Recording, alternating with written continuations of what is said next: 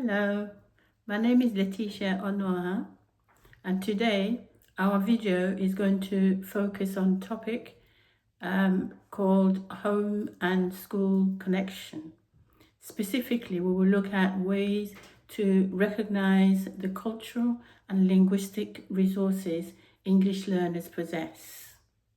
To support professional learning for teachers and staff, we will cover topics on culturally responsive teaching, supporting the need of English learners in the classroom, and home and school connection.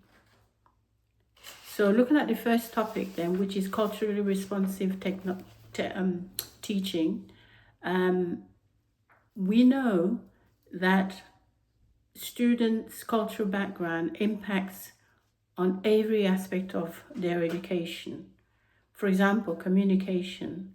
Some cultures value respect for authority and quiet listening, while others promote unspoken debate. Therefore, a teacher's ability to recognize, understand, and respect and respond appropriately to the diverse cultural background of their student is crucial. It lowers the student's anxiety and helps them feel psychologically safe and ready to learn.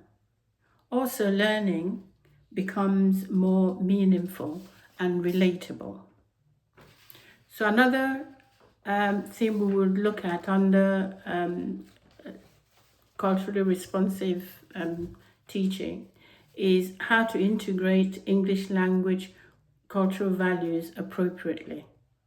This can be done by allowing students to use their native language for brainstorming, translating, or discussing complex concepts with peers. Families can be invited to share stories, looking at things like cooking traditions or cultural knowledge in the classroom. So the influence of school environment on language acquisition is so important because it allows students to take risks and make mistakes where it is viewed as part of learning.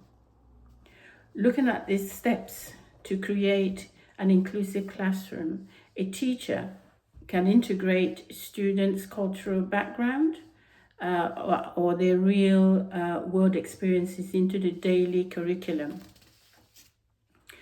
Also, assessments can be completed to allow cultural differences in expression and demonstration of knowledge.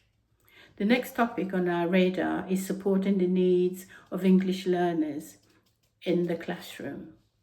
We can achieve this by inclusion, multimodal instructions, where the students can pair spoken language and physical gestures or physical aids.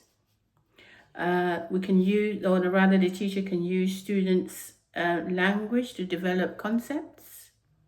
And for school and emotional needs, a teacher can have a designated calm corner where students can take a break from the challenges of learning a new language.